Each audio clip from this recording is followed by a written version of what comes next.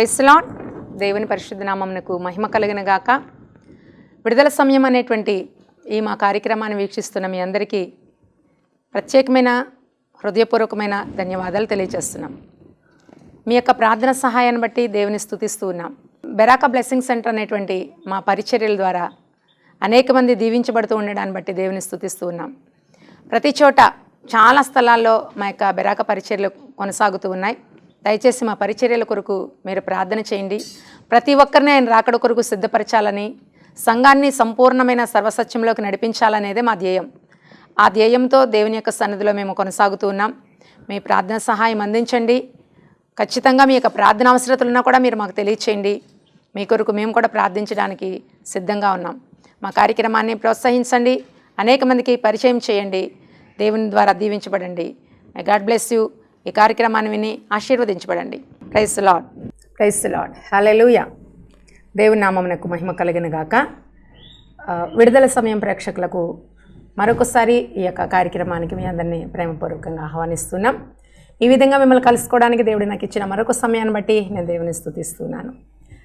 గత వారం వర్తమానం ద్వారా మీరు ఆశీర్వదించబడ్డారని చెప్పి విశ్వసిస్తూ ఉన్నాను. మీలో ఎవరికైనా ప్రార్థన అవసరతలుంటే ఖచ్చితంగా మాకు తెలియచేయండి. మీరు ఏ విధంగా ఆశీర్వదించబడ్డారో ఆ వర్తమానం వినడం ద్వారా అది మీకు ఎలా మేలు కలిగి చేస్తుంది, ఆ వర్తమానం మిమ్మల్ని ఎలా బలపరిచింది అనే విషయాలు కూడా ఒకవేళ మీరు ఎవరైనా ఈ యొక్క వాక్యం వింటున్న వాళ్ళు ఎవరైనా మీరు బలం పొందుకుంటే అది దాని ద్వారా ఆదరించబడితే కూడా మీరు మాకు తెలియచేయండి. దాన్ని బట్టి మేము ప్రభువుని స్తుతిస్తాం. అంతే. దేవుడు మీ అందరినీ దీవించునుగాక. ఈరోజు వర్తమానంలోనికి మనం వెళ్దాము. చిన్న ప్రార్థన చేసుకుని ప్రార్థనాపూర్వకంగా ఈ యొక్క వర్తమానంలోకి వెళ్దాం. పరిశుద్ధమైన తండ్రి, నీకు వందనాలు స్తోత్రాలు చెల్లిస్తున్నాను అయ్యా. నీ వాక్యం ద్వారా అయ్యా ఇదిగో రాజా నీకు స్తోత్రాలు. కొద్ది నిమిషాలు మాతో మాట్లాడమని ప్రార్థన చేస్తున్నాం నాయన. నీకు స్తోత్రాలు. వాక్యం వింటున్న బిడ్డలందరినీ కూడా మీరు ఆశీర్వదించండి రాజా. నీకు స్తోత్రాలు చెల్లిస్తున్నాను. ఎంతమంది బిడ్డలైతే ఆసక్తితో నీ యొక్క వాక్యం కోసం ఎదురు చూస్తూ ఉన్నారో, విడుదల సమయం వీక్షించేటువంటి ప్రతి కుటుంబాన్ని మీరు ఆశీర్వదించమని, వారి కుటుంబాల మీద ప్రత్యేకమైన దీవెన కలుగుచ్చేయమని అయ్యా నీ సన్నిధిలో ప్రార్థన చేస్తున్నాను. ఈరోజు నీ వాక్యం మేలుకరంగా మీరు మాకు అనుగ్రహించండి. యేసు నామములో అడుగుచున్నాము తండ్రి, ఆమేన్. Praise lord. హల్లెలూయా. దేవుని నామానికి మహిమ కలుగును గాక. మనము చివరి దినాల్లో ఉన్నాం, అంచె దినాల్లో ఉన్నాం. చాలా భయంకరమైన పరిస్థితుల్లో మనం ఉన్నాం. కాబట్టి ప్రియమైన దైవజనమా, ఖచ్చితంగా ఈరోజు మనము కొన్ని విషయాలు పరిశుద్ధాత్మ దేవుడు మనతో మాట్లాడడానికి ఆయన ఇష్టపడతా ఉన్నారు. ఎందుకంటే దేవుడు భూమి మీదకి రావడానికి, రెండవసారి రావడానికి ఆయన సిద్ధంగా ఉన్నారు. ఆయన వచ్చే ముందు ఏం జరుగుతుందో అవన్నీ తెలియజేశారు. అవన్నీ కూడా జరుగుతూ ఉన్నాయి, నెరవేరుతూ ఉన్నాయి. బైబిల్ గ్రంథంలో ఉన్నది భూమి ఆకాశము గతించిపోతుంది, కానీ నా యొక్క ఈ యొక్క వాక్యములు ఉన్నది కనీసము ఒక్క పొల్లు కూడా తప్పిపోదు అని చెప్పి యేసుప్రభు చెప్పారు. కాబట్టి ఒక్క పొల్లు కూడా తప్పిపోకుండా దేవుడు ఏం చెప్పారో అవన్నీ కూడా నెరవేరడం మనం చూస్తూ ఉన్నాం ప్రియమైన దేవజన్మ. కాబట్టి మనం కూడా చాలా సిద్ధంగా ఉండాలి. చాలామంది ఇంకా దేవుని యొక్క రాకడ సమీపంగా ఉందని తెలిసి కూడా చాలా నిర్లక్ష్యమైన జీవితాల్లో ఉంటా ఉన్నారు. అది చాలా బాధాకరమైన విషయము. ఎందుకంటే దేవుని యొక్క రాకడంటే చాలామందికి లెక్కలేని స్థితిలో ఉంటా ఉన్నారు అనమాట.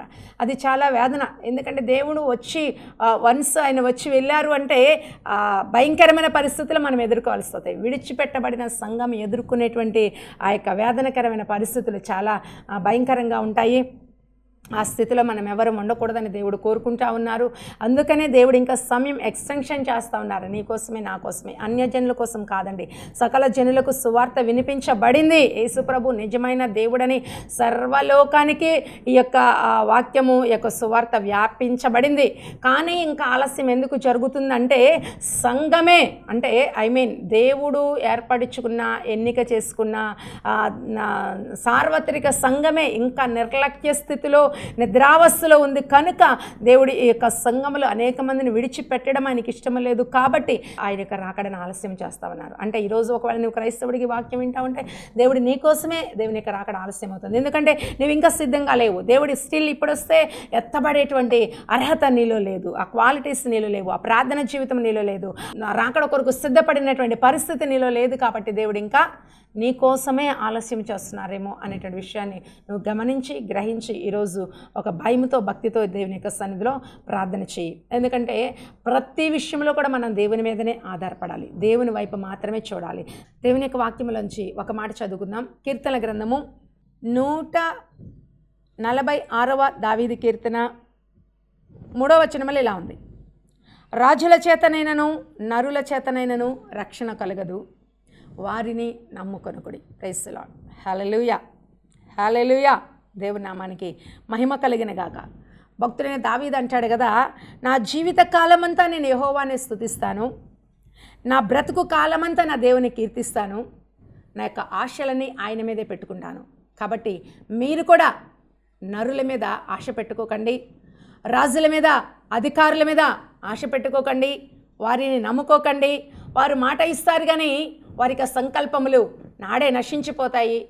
ఎవనికి యాకోబు దేవుడు సహాయుడిగా ఉంటాడో, ఎవడైతే తన దేవుడైన యెహోవా మీద ఆశ పెట్టుకుంటాడో వాడు మాత్రమే ధన్యుడు అని చెప్పి ఈ లేఖనంలో చాలా స్పష్టంగా క్లియర్గా మనం చూస్తూ ఉంటాం. 5వ వచనంలో ఉంది, ఎవనికి యాకోబు దేవుడు సహాయుడిగా ఉంటాడో, ఎవరైతే తన దేవుడైన యెహోవా మీద ఆశ పెట్టుకుంటాడో వాడు ధన్యుడు. ఈరోజు మన ఆశ ఎవరి మీద, మన యొక్క ఆలోచన ఎవరి మీద, నీ యొక్క కుటుంబ పరిస్థితులను బట్టి నువ్వు ఎవరి మీద ఆశ పెట్టుకుంటా ఉన్నావు, నీ సమస్యలకు సొల్యూషన్ కోసం నువ్వు ఎవరి మీద ఆశ పెట్టుకుంటా ఉన్నావు, నీ రోగము తగ్గడం కోసం నువ్వు ఎవరి మీద ఆశ పెట్టుకుంటా ఉన్నావు, నీ కుటుంబంలో ఒక సమస్య తీరడానికి నువ్వు ఎవరి మీద ఆశ పెట్టుకుంటా ఉన్నావు. మనము సాధారణంగా మనకి అనారోగ్యం వస్తే డాక్టర్ల మీద ఆశ పెట్టుకుంటాం, లేకపోతే మనకి ఏదైనా సమస్య వస్తే అధికారుల మీద ఆశ పెట్టుకుంటాం, లేకపోతే మనము ప్రతి దానికి కూడా ఎవరెవరి మీదనో ఆశ పెట్టుకుంటా ఉన్నాం. ఈరోజు క్రైస్తవ సమాజము కూడా వారికి ఏదైనా పరిస్థితి, అననుకూల పరిస్థితులు ఎదురైనప్పుడు, లేకపోతే భయంకరమైన సిచ్యువేషన్స్ ఎదురైనప్పుడు వారు కూడా అధికారుల మీదనే ఆశ పెట్టుకుంటా ఉన్నారు. చాలామంది మనం చూసినట్లయితే వారు కూడా అన్యజనుల వలె అధికారుల మీద ఆశ పెట్టుకుంటూ, మనుషుల మీద, ఆ రాజుల మీద ఆశ పెట్టుకుంటూ వారి దగ్గరికి వెళ్ళడానికే ఆశపడతా ఉన్నారు. ఇది చాలా బాధాకరమైన విషయం. ఆనాడు యెహోషాపాతు మీదకి 3 రాజులు దండెత్తి వచ్చినప్పుడు ఎవరి మీద ఆశ పెట్టుకున్నాడండి యెహోషాపాతు? ఎవరికి మనవి చేస్తాడండి? ఏ రాజుల సహాయాన్ని అడిగాడండి? ఎవరి దగ్గరికి వెళ్ళి విజ్ఞాపన చేస్తాడండి? దేవుని మీదే కదా ఆధారపడ్డాడు, దేవుని మీదే కదా తన మనసు నిలుపుకున్నాడు. ఆ సమాజం అంతటిని మందిరంలోనికి కదా పిలిచాడు. ఈరోజు మనకి ఏదైనా సమస్య వస్తే మరి ఎందుకు అధికారుల దగ్గరికి పరిగెట్టుకుని వెళ్తా ఉన్నాం? మనము మందిరములో సమకూర్చబడి మనము విజ్ఞాపన ప్రార్థనలు చేయాల్సింది. మనము రాజుల మీద, అధికారుల మీద ఆశ పెట్టుకుంటున్నట్లుగా ఈ యొక్క లేఖనాల్లో మనము చూసినట్లయితే దేవుడు చెప్తా ఉన్నాడు కదా, మనం ఎవరి మీద ఆశ పెట్టుకోవద్దు. ఏ మనిషి ద్వారా మనకి సహాయం రాదు. నీ కుటుంబ పరిస్థితి కావచ్చు, లేకపోతే సంఘ పరిస్థితి కావచ్చు, లేకపోతే సమాజ పరిస్థితి కావచ్చు, ముఖ్యంగా క్రైస్తవ సమాజము, ముఖ్యంగా మనం ఎవరి మీద ఆశ పెట్టుకోకుండా దేవుని మీదనే ఆశ పెట్టుకోవాలి. కారణం ఏంటంటే, ఎవరికి యాకోబు దేవుడు సహాయుడిగా ఉంటాడో, ఎవడైతే తన దేవుడైన యెహోవా మీద ఆశ పెట్టుకుంటాడు వాడు ధన్యుడు అని చెప్పి దేవుని యొక్క వాక్యము సెలవిస్తూ ఉంది. కారణం ఏంటంటే, ఎందుకు ఆయన మీద ఆశ పెట్టుకోవాలి అంటే, ఎందుకు ఆయన మీదే ఆధారపడాలి అంటే, ఎందుకు ఆయన వైపే చూడాలి అంటే, ఎందుకు ఆయన యొద్దకే మనం వెళ్ళాలి అంటే, ఆయన భూమి ఆకాశాన్ని సృజించినటువంటి గొప్ప దేవుడు. ఆయన మాట ఇచ్చాడు అంటే ఆ మాట ఎన్నడూ కూడా తప్పనివాడు. అంతేకాదు 7వ వచనంలో ఏమన్నదంటే కీర్తనలో, బాధపరచబడే వారికి ఆయన న్యాయము తీర్చును. బాధపరచబడే వారికి ఎట్టండి? ఆయన న్యాయము తీర్చే దేవుడట. దేవునికి స్తోత్రం. హల్లెలూయా, హల్లెలూయా. ప్రియమైన సహోదరి సహోదరా, ఈరోజు ఒకవేళ నువ్వు బాధపరచబడతా ఉంటే, దేవుని యొక్క వాక్యములోంచి మనం ఆలోచన చేసినట్లయితే, క్రైస్తవ సమాజం నేటి దినాల్లో మనం చూస్తే క్రైస్తవ సమాజం ఎక్కువగా బాధపరచబడుతున్నట్లుగా మనం చూస్తూ ఉంటాం. మీకు మన ఆంధ్ర తెలంగాణ వాళ్ళు ఒకవేళ అలాంటి పరిస్థితులు మన ఎన్నికకు రాకపోవచ్చు, ఇక్కడ కూడా వచ్చాయనుకోండి, మనకి సమీపంలో కూడా ఎన్నో వ్యతిరేకతలు మనం చూస్తూ ఉన్నాం. బయటకు వెళ్ళి సువార్త చేస్తూ ఉన్నప్పుడు ఎన్నో వ్యతిరేకమైన పరిస్థితులు, దాడులు, ఇంకా భయంకరంగా కొట్టడము, భయంకరంగా నిందించడము, అవమానపరచడము, హేళన చేయడము, ఎన్నెన్నో పరిస్థితులు మనం చూస్తూ ఉన్నాం. చాలా బాధిస్తూ ఉన్నారు క్రైస్తవ సమాజాన్ని, క్రైస్తవ సంఘాన్ని మనం చూసినట్లయితే చాలా బాధిస్తూ ఉన్నారు. నేను ఒక వీడియో చూస్తాను. నేను మహారాష్ట్రలో మందిరాలు కూల్చేసి, పాస్టర్ల ఇల్లు తగలపెట్టేసి భయంకరంగా వారిని అడవుల పాలు చేసినట్లుగా నేను ఒక వీడియో చూశాను. ఇవన్నీ చూస్తూ ఉన్నప్పుడు చాలా బాధ కలుగుతూ ఉంటుంది ప్రియమైన వాళ్ళరా.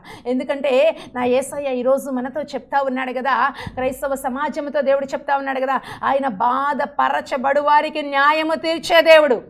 మన దేవుడు చూస్తూ ఊరుకునే దేవుడు కాదండి. ఎందుకంటే ఒకరోజు ఆ యొక్క విధవరాలైనటువంటి ఆ యొక్క పేద విధవరాలు ఒకరోజు రాజుగారి దగ్గరికి వెళ్ళింది, నాకు న్యాయం కావాలని. ఆ రాజు రోజు ఉదయం సాయంత్రం తిప్పించుకున్నాడు. ఆఖరికి ఈమె రోజు నా దగ్గరికి వస్తుంది, ఈమెకి న్యాయం చేస్తే వదిలిపోతుంది కదా అని చెప్పి ఒకరోజు ఆమెకి ఎంతో కఠినుడైనటువంటి న్యాయాధిపతి, దేవుడంటే లెక్క చేయడు, మనుషులంటే భయపడ్డు, అలాంటి కఠినుడైన న్యాయాధిపతి ఆ యొక్క విధవరాలికి న్యాయం చేశాడు. మన దేవుడు మనం బాధపరచబడతా ఉంటే చూస్తూ ఉంటాడండి. తనకు ఎవరైతే మొర్ర పెడతా ఉంటారో దేవారాత్రులు మొర్ర పెట్టేవారికి ఆయన ఖచ్చితంగా న్యాయం తీర్చే దేవుడు అని చెప్పి ఆ లూకాసు వార్త 18వ అధ్యాయంలో మనము చూస్తాము కదా. ప్రియమైన దైవజనమా, ఈరోజు క్రైస్తవులైన వారు ఎంతోమంది భయంకరంగా బాధపరచబడతా ఉన్నారు. క్రైస్తవ సమాజానికి చాలా బాధ కలుగుతూ ఉంది. క్రైస్తవ సమాజం చాలా వేదనకు గురవుతూ ఉంది. ఎందుకంటే ఎన్నో సంఘాలు రోడ్డున పడ్డాయి. తిన్నాను చాలామంది క్రైస్తవులు ఇంకో దేవుని యొక్క సన్నిధిలో వారు ఎలాంటి దిక్కుతోచిన పరిస్థితిలో చెప్పలేని పరిస్థితిలో ఉంటా ఉన్నారు. వారికి వేదన బయటికి చెప్పుకోలేని పరిస్థితిలో ఉన్నారు. లోకం వారిని భయంకరంగా, సమాజం భయంకరంగా హింసిస్తూ ఉంది. మతోన్మాదులైన వారు భయంకరంగా హింసిస్తూ ఉన్నారు.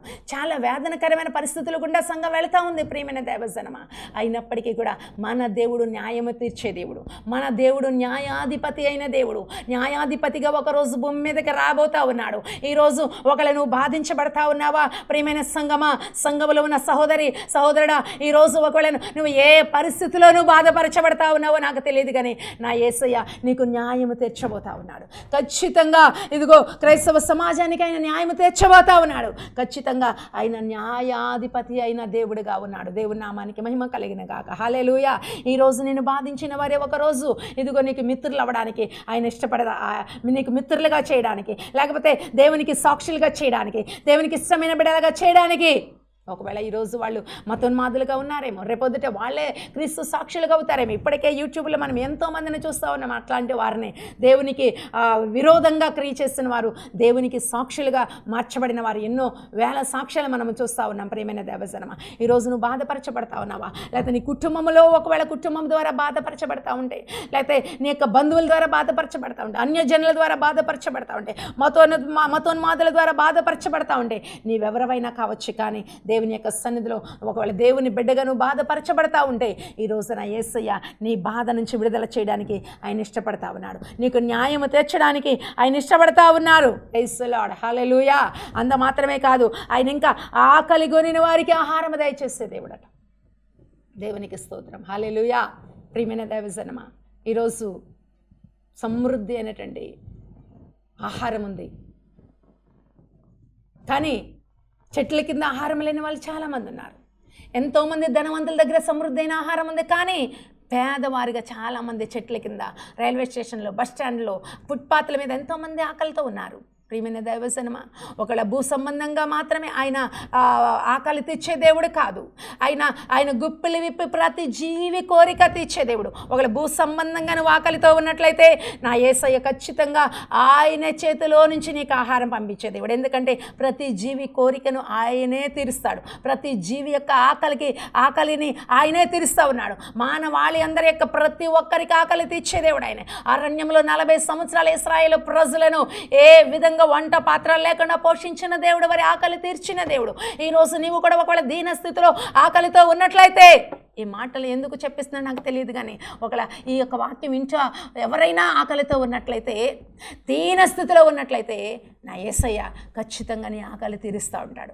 ప్రియమైన దేవజన్మ, శారీరకంగా మాత్రమే కాదు, ఆధ్యాత్మికమైన ఆకలి కూడా దేవుడు తీరుస్తూ ఉన్నాడు. ఇది నాలో చాలామంది ఆత్మ సంబంధమైన ఆకలితో ఉన్నారు.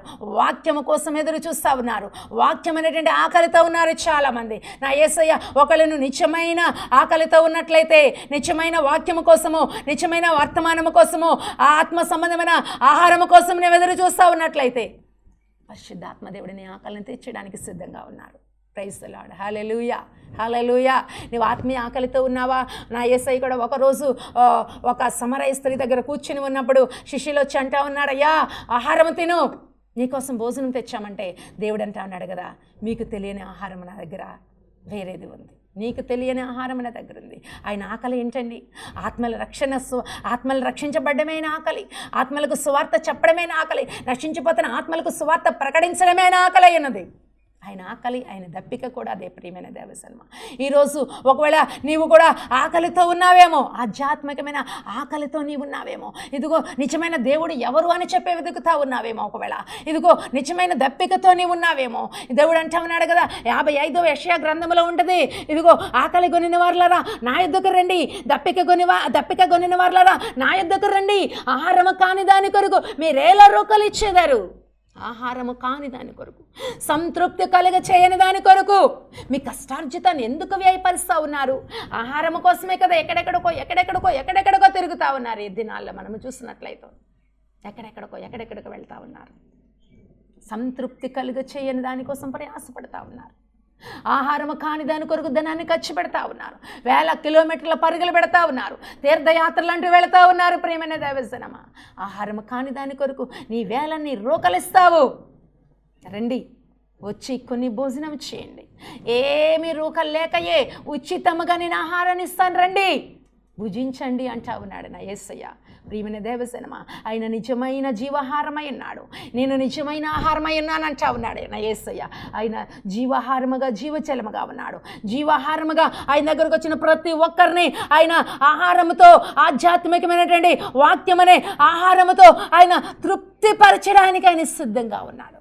ఎందుకంటే దీనిలో జీవాహారము, సమృద్ధి అయిన జీవాహారం దీనిలో ఉంది. ప్రియమైన దేవస్థానమా, ఈరోజు నువ్వు ఏ ఆహారం కోసము ప్రయాసపడుతున్నావు? భూసంబంధంగా ఆహారం లేకపోయినా పర్వాలేదు, కానీ ఆధ్యాత్మిక ఆహారం కోసం నువ్వు ఎదురు చూడు. ఖచ్చితంగా దీని కొరకు నువ్వు ఆకలి కలిగి ఉండు. ప్రియమైన దేవుని బిడ్డ, ఒకవేళ ఈ లోకంలో నువ్వు తినడానికి, భుజించడానికి ఆహారం లేదేమో, ఇప్పుడు ఏడ్చుచున్న మీరు ధన్యులు, ఒకరోజు మీరు నవ్వుతారు. ఇప్పుడు ఆకలి కొనిన మీరు ధన్యులు, ఒకరోజు మీరు తృప్తిపరచబడతారు అంటా ఉన్నాడు. భూసంబంధమైన ఆహారం లేదేమో ఒకవేళ ఈరోజు నీకు, కానీ ఆధ్యాత్మికమైన ఆహారంతో నువ్వు తృప్తిపరచబడమని చెప్పిన యేసయ్య మాట్లాడుతూ ఉన్నాడు. దేవుని నామానికి మహిమ కలిగిన గాక. హల్లెలూయా. మనము 146వ కీర్తన 7వ వచనంలో మనము చూసినట్లయితే, బంధింపబడిన వారినైనా విడుదల చేసే దేవుడు. ఆకలి కొన్న వారికి ఆహారం పెట్టడమే కాదు, యేసయ్య దగ్గరకు వచ్చినట్టండి, ఇదిగో 5,000 మందికి ఆయన భూమి మీద ఉన్నప్పుడు ఆహారం పెట్టాడు. ఆయన ఆహారం కోసమే చాలామంది యేసుప్రభు దగ్గరకు వచ్చేవారు. భూసంబంధమైన ఆహారం కోసమే కాదు, అవన్నీ ఇస్తాడు, కానీ దానికంటే వాక్యం అనేటువంటి ఆహారం చాలా ప్రాముఖ్యమైనది. దాంతో తృప్తిపరచబడాలని నా యేసయ్య కోరుకుంటా ఉన్నాడు. అంతేకాదు ఆయన ఇంకా ఏం చేస్తాడంటే, బంధించబడిన వారిని విడుదల చేసే దేవుడట. నా ప్రియమైన దైవజనమా, ఈరోజు ఎంతోమంది క్రైస్తవులు బంధించబడతా ఉన్నారు. ఎంతోమంది క్రైస్తవులు చెరసాల్లో ఉంటా ఉన్నారు. ఎంతోమంది క్రైస్తవులు ఇదిగో రక్తముతో భయంకరంగా వేధించబడతా ఉన్నారు. ఎందుకంటే గాయపరచబడి భయంకరంగా రక్తము కారునంతగా బాధించబడతా ఉన్నారు. ప్రియమైన దైవజనమా, ఎంతోమంది చెరసాల్లో ఉంటూ ఉన్నారు. ఇప్పటికీ కూడా ఎంతోమందిని చెట్లకు కట్టేసి బాధిస్తూ ఉన్నారు, బంధించి బాధ పెడతా ఉన్నారు చాలామంది. కానీ నా యేసయ్య వారికి విడుదలిచ్చే దేవుడిగా ఉన్నాడు. పేతురు చెరసాల్లో ఉన్నప్పుడు, పౌలు చెరసాల్లో ఉన్నప్పుడు దేవుడు వారిని విడిపించినట్లుగా ఈరోజు మీరు ఏ బంధకంలో ఉన్నా, శారీరకంగా బంధకంలో ఉన్నా, లేకపోతే ఆధ్యాత్మికమైన బంధకంలో ఉన్నప్పటికీ కూడా నా యేసయ్య నిన్ను విడిపించడానికి సిద్ధంగా ఉన్నాడు. పరిశుద్ధాత్మదేవుడు ఆనాడు చెరసాల్లో ఉన్నటువంటి పేతుని విడిపించిన దేవుడే ఈరోజు నిన్ను కూడా విడిపించడానికి ఆయన సిద్ధంగా ఉన్నాడు. ఏ చెరలో నీవు ఉన్నావో నాకు తెలియదు. ఒకవేళ రోగం అనే చెరలో నీవు ఉన్నావేమో, అనారోగ్యం అనే చెరలో ఉన్నావేమో, బలహీనత అనే చెరలో ఉన్నావేమో, సమస్యలు అనే చెరలో ఉన్నావేమో, లేకపోతే నువ్వు ఇంకా మానసిక వేదన అనేటువంటి చెరలో ఉన్నావేమో. నువ్వు ఏ చెరలో ఉన్నావో నాకు తెలియదు. ఏ పరిస్థితులను బంధించబడిపోయి ఉన్నావు. అపవాది చెరలో ఉన్నావేమో, ఒకవేళ అపవాది చేత బంధించబడిపోయి ఉన్నావేమో, ఒకవేళ నామకార్థ స్థితిలో బంధించబడి ఉన్నావేమో, లేకపోతే తప్పుడు బోధల్లో బంధించబడి ఉన్నావేమో. ప్రియమైన బిడ్డ, ప్రియమైన సహోదరి, ప్రియమైన సహోదరుడా, ఈరోజు చాలామంది మనము ఒకసారి ఆలోచన చేసినట్లయితే చాలా దుర్బోధలతో బంధించబడిపోయినటువంటి 1,000 కోట్ల మంది క్రైస్తవులు ఉన్నారంటే చాలా బాధగా ఉంది.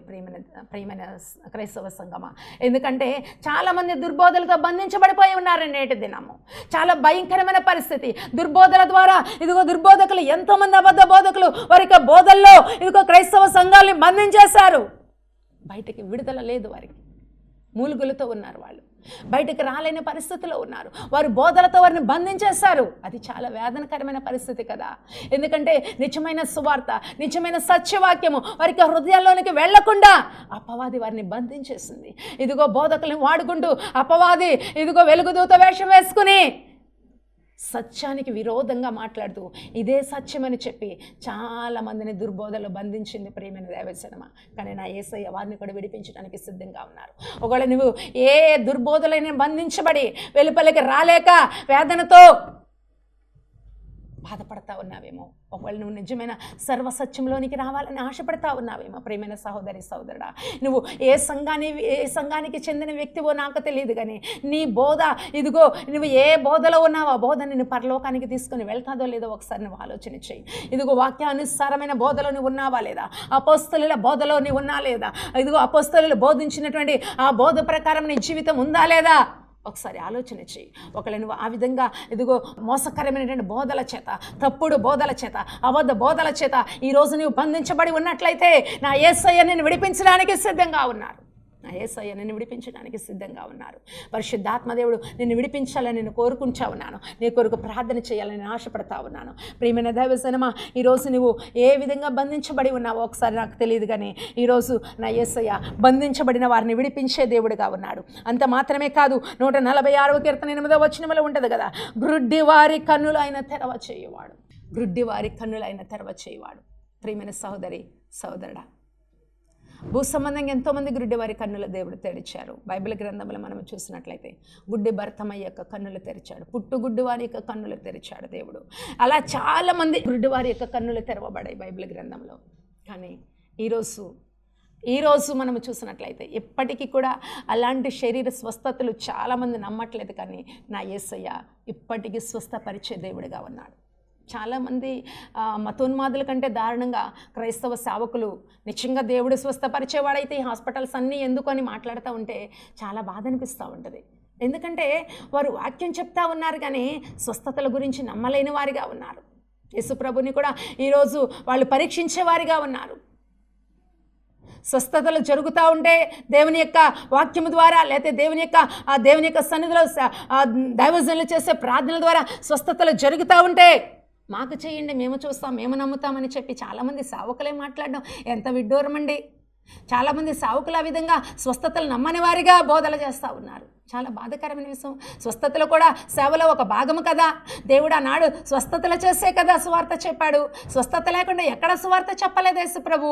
స్వస్థతలు చేసిన తర్వాతనే సువార్త చెప్పాడు యేసయ్య. స్వస్థతల ద్వారానే అనేక మందిని యేసయ్యను వెంబడించారు, అనేక మంది యేసయ్యను అనుసరించారు, యేసయ్యను విశ్వసించారు. ఈరోజు మీరెందుకు మరైతే నేను పక్షవాతం గల వారిని పంపిస్తాను, లేకపోతే గుడ్డి వారిని పంపిస్తాను, అలాంటి వారిని పంపిస్తాను, లేకపోతే నేను వస్తాను నాకు బాగు చేయనని చెప్పి సేవకులే మాట్లాడడం చాలా వేదనకరమైన పరిస్థితి. ఎందుకంటే ఆనాడు యేసు ప్రభు దగ్గర కూడా వచ్చి ఇలాగే మాట్లాడారు. ఇదిగో మాకు సూచక్రియలు చూపించు, నువ్వు అద్భుతాలు చేస్తావు కదా, ఆశ్చర్యకార్యాలు చేస్తావు కదా, సూచక్రియలు చూపించు అని చెప్పి యేసు ప్రభువును కూడా పరీక్షించడానికి వచ్చారు చాలామంది, అద్భుతాలు చెయ్యమని చెప్పి. ప్రియమైన దేవజనమా, యేసయ్యని మనం పరీక్షించే వారముగా ఉండకూడదు. నీ విశ్వాసాన్ని బట్టి నీకు అద్భుతం జరిగింది అని చెప్పి బైబిల్ గ్రంథంలో యేసు ప్రభు చాలా చోట్ల చాలామందికి చెప్పినట్లుగా మనం చూస్తూ ఉంటాం. వారికి విశ్వాసాన్ని బట్టి నేడు కూడా నాడున్న దేవుడే నేడు కూడా ఉన్నాడు. నాడు చేస్తున్న దేవుడే నేడు కూడా చేస్తున్నాడు. పాత నిబంధనలో చేశాడు, కొత్త నిబంధనలో చేశాడు, అపోస్తలుల ద్వారా చేశారు, యేసు ప్రభు ద్వారా చేశారు. అదే అదే అదే కార్యాలు ఇప్పటికీ కూడా చేస్తూ ఉన్నారు. మా సంఘంలో కూడా ఎంతోమంది క్యాన్సర్ రోగులు బాగుపడిన వారు, ఎయిడ్స్ రోగులు బాగుపడిన వారు, పిల్లలు లేని వారికి పిల్లలు కలిగిన వారు, ఎన్నో అద్భుతాలు మా పరిచర్యలు నేను చూస్తూ ఉన్నాను ప్రియమైన దేవజనమా. కానీ సేవకులు ఇప్పటికీ కూడా ఆ విషయంలో కొంతమంది గ్రుడ్డివారిగా ఉన్నారు అంటే అతిశయోక్తి కాదు. నిజంగానే క్రైస్తవుల సేవకులైన వారు చాలామంది గ్రుడ్డివారిగా ఉంటా ఉన్నారు. దేవుడు వారి కన్నులు తెరిచినగా కానీ ప్రార్థన చేస్తున్నాను. ఒకవేళ అన్యజనులైన వారు కూడా యేసు ప్రభుని చూడకుండా వారికి మనోనేత్రాలకి అపవాది గ్రుడ్డితనము కలుగచేసింది. ఈ లోక సంబంధమైన దేవత వారికి మనోనేత్రాలకి గ్రుడ్డితనము కలుగచేసింది. మతోన్మాతులైన వారు ఎంతోమంది గ్రుడ్డివారిగా ఉంటున్నారు. వారందరి నేత్రాలు తెరవబడినగా కానీ ప్రార్థన చేద్దాం. దేవుని యొక్క సన్నిధిలో ఖచ్చితంగా గ్రుడ్డివారి యొక్క కన్నులు దేవుడు తెరిచే దేవుడు. ఈ లోకంలో ఎంతమంది ఆధ్యాత్మికమైన గ్రుడ్డివారు ఉన్నారో, దేవుని ఎరిగిన వారున్నా వారందరూ కూడా యేసు నామములో వారందరి కన్నులు తెరవబడినగాక.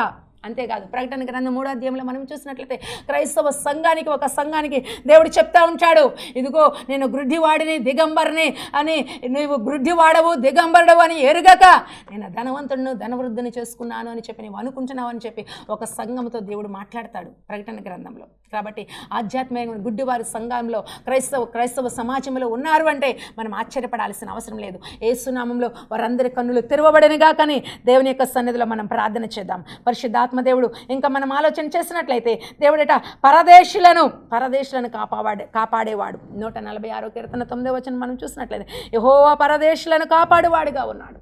ప్రియమైన దైవజనం, ఈరోజు ఈ వాక్యాన్ని వింటున్న నీవు నేను కూడా పరదేశులమే. ఎందుకంటే మనం ఎక్కడి నుండి వచ్చామో మళ్ళీ అక్కడికే వెళ్ళవలసిన వారముగా ఉన్నాం. మనము యాత్రికులము, ఈ లోకములో బాటసారులము, కేవలం యాత్ర చేయడానికి మాత్రమే ఇక్కడికి వచ్చాం. పరలోకము నుంచి భూమి మీదకి వచ్చాం, మరలా అక్కడికే వెళ్ళబోతా ఉన్నాం. కాబట్టి దేవుడు మనందరినీ కాపాడే దేవుడుగా, పరదేశులను కాపాడేవాడుగా మన యేసయ్య ఉన్నాడు.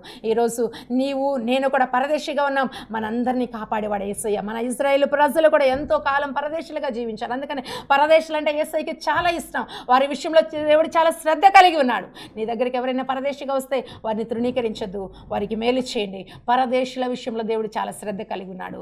వారి విషయంలో దేవుడు ఖచ్చితంగా వారిని కాపాడేవాడిగా ఉన్నాడు. కాబట్టి ప్రియమైన దైవజనమా, ఈరోజు నీ ఆశ ఎవరి మీద పెట్టుకున్నావు? మనుషుల మీద పెట్టుకోవద్దు. క్రైస్తవ సంఘమా, దేవుని జనాంగమా, దేవుని బిడ్డ, నీవెవరివైనా సరే నీ ఆశ నువ్వే పరిస్థితిలో ఉన్నా కూడా ఏ మనిషి మీద ఆశ పెట్టుకోవద్దు. యెహోవా మీద మాత్రమే ఆశ పెట్టుకో. ఎందుకంటే ఆయన భూమిని ఆకాశాన్ని కలుగ చేసినవాడు. నా యేసయ్య ద్వారా మాత్రమే సమస్తము సాధ్యము. ఎవనికి యాకోబు దేవుడు సహాయుడిగా ఉన్నాడు. ఎవడు తన దేవుడైన యెహోవా మీద ఆశ పెట్టుకున్నాడో వాడు ధన్యుడు అని చెప్పి దేవుని యొక్క వాక్యం సెలవిస్తూ ఉంది. ఈరోజు దేవుని మీద ఆశ పెట్టుకుందాం. మన సంఘ పరిస్థితి అయినా, కుటుంబ పరిస్థితి అయినా, ఆర్థిక పరిస్థితులైనా, లేకపోతే ఆధ్యాత్మికమైన పరిస్థితి అయినా, లేకపోతే శారీరక పరిస్థితులైనా, ఏ పరిస్థితి అయినా సరే దేవుని మీదనే ఆశ పెట్టుకుందాం. దేవుని దగ్గర నుంచి జవాబు పొందుకుందాం. అలాంటి కృపను దేవుడు మనందరికీ అనుగ్రహించింది గాక. ఆమేన్. May God bless you. చిన్న ప్రార్థన చేసుకునే ఈ యొక్క వర్తమానాన్ని మనం ముగించుకుందాం. పరిశుద్ధమైన తండ్రి, నీకు వందనాలు స్తోత్రాలు చెల్లిస్తున్నాం ప్రభా. ఇంతవరకు చెప్పబడినటువంటి అయ్యా శ్రేష్టమైన మాటలను బట్టి నీకు స్తోత్రాలు చెల్లిస్తున్నాను. నీ మీద ఆశ పెట్టుకోవడానికి సహాయం చేయండి ప్రభా. ఎందుకంటే నాయన నీకు స్తోత్రాలు. పరిశుద్ధాత్మదేవ, నువ్వు బాధపరచబడే వారికి న్యాయము తెచ్చే దేవుడు, బంధించబడిన వారిని విడిపించే దేవుడు, ఆకలి కొనిన వారికి ఆహారం పెట్టే దేవుడు, డాడి గ్రుడ్డి వారి కన్నులు తెరవచేసే దేవుడు, పరదేశులను కాపాడేవాడు. అయ్యా ఈ లోకంలో ఎంతమంది క్రైస్తవ లోకం బాధపరచబడుతూ ఉన్నారో అయ్యా, ఇదిగో రోజు గ్రుడ్డి వారిగా ఉన్నారో అయ్యా, బంధింపబడిన వారిగా ఉన్నారో, యేసు నామములో వారందరికీ విడుదల కలుగునుగా కానీ ప్రార్థన చేస్తున్నాను. నువ్వు చూచుచున్న దేవుడు వరైనా అయ్యా, పరదేశులను కాపాడే దేవుడు. క్రైస్తవ సమాజం ఈ లోకంలో ఎంతో మందినైనా అయ్యా, ఇదిగో జనికి స్తోత్రాలు తండ్రి బాధపరచబడే వారిగా ఉన్నారు ప్రభా. వారందరికీ మీరు న్యాయం తీర్చండి నాయన. గ్రుడ్డి వారిగా ఉన్నటువంటి అయ్యా క్రైస్తవ సమాజము కానీ, అన్యజనులు కానీ, అయ్యా సావుకులు కానీ, యేసు నామములో వారికి కన్నులు తెరవమని ప్రార్థన చేస్తున్నాను నాయన. కనికరించండి నాయన. ఎంతమంది ఆధ్యాత్మికమైన అయ్యా ఆకలితో ఉన్నారో ప్రభానికి స్తోత్రాలు. వారందరి యొక్క ఆకలి తీర్చమని ప్రార్థన చేస్తున్నాను నాయన. ఎంతమందిని వాక్యం కోసం ఎదురు చూస్తూ ఉన్నారో వారందరి యొక్క ఆకలి తీర్చండి నాయన. పరదేశాన్ని కాపాడండి అయ్యా. ఈ వాక్యం విన్న ప్రతి బిడ్డని, ప్రతి కుటుంబాన్ని ఆశీర్వదించండి. ఎంతమంది ఈ కుటుంబాల్లో, గృహాల్లో యొక్క వర్తమానం వినబడతా ఉందో ప్రతి కుటుంబము దీవెనకరంగా మారనిగా కానీ ప్రార్థన చేస్తున్నాను. వారి కుటుంబాల్లో ఉన్నటువంటి ప్రతి బంధకము తెగిపోవనిగా కానీ ప్రార్థన చేస్తున్నాను. వారికి భర్తలు, వారికి భార్యలు, వారి బిడ్డలు, వారి కుటుంబాలు యేసు నామములో ఆశీర్వదించబడిన గాకని ప్రార్థన చేస్తున్నాను. నీ నామానికి మహిమకరంగా మీరు వాడుకోండి. మహిమ ఘనత మీరే పొందండి. యేసు నామములో అడుగుచున్నాం తండ్రి. ఆమేన్. God bless you. Praise the lord.